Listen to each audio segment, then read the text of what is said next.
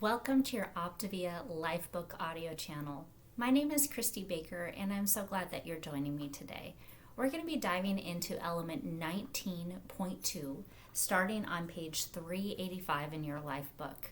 This is a great opportunity, whether you're in your car or maybe you're out on a walk with the dog, just to listen and get your mindset right about creating these new habits of health. So before we get started with our reading today, if you could take just a quick second and push the subscribe button so that way you know when the next video is coming out. And if you're a client of Optavia, please feel free to share this with either your coach or another client so they can have access to this great resource as well. Thank you so much. All right, let's go ahead and get started today.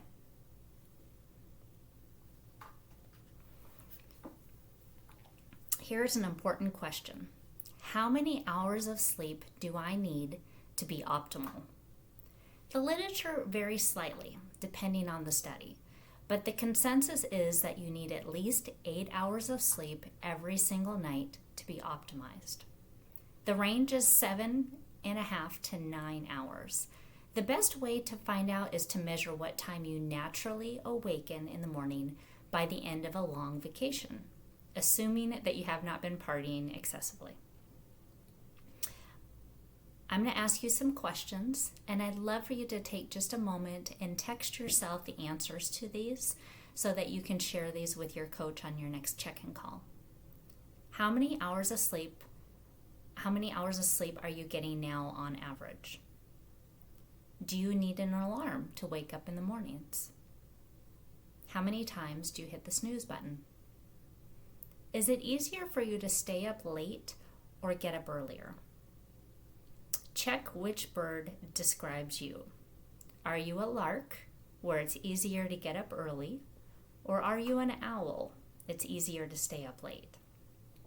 Installing your hours of healthy sleep ritual into the integrated Habits of Health clock is, you can find more information about that in Dr. A's Habits of Health, part 2.13. What time do you need to meet the world? This is the time when you need to first interact with others. It could be the kids, your spouse, leaving for work, etc. Take a moment and think about what time that is in your daily schedule. If you are a lark, you may extend the morning ritual time longer than an hour, but then you will need to get to bed earlier by the equivalent amount of time to get your 8 hours of quality sleep. So think about that.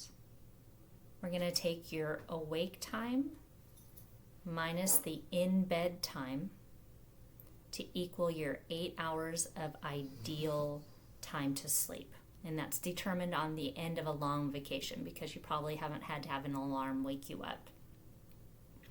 Have you decided what time you need to wake up and immediately get out of bed? After doing this, then count back 8 hours. This is the time you must be in bed the night before, ready to go to sleep when your head hits the pillow. All right. Once you've determined that, make sure you make a note of that and try it out tonight. See what happens.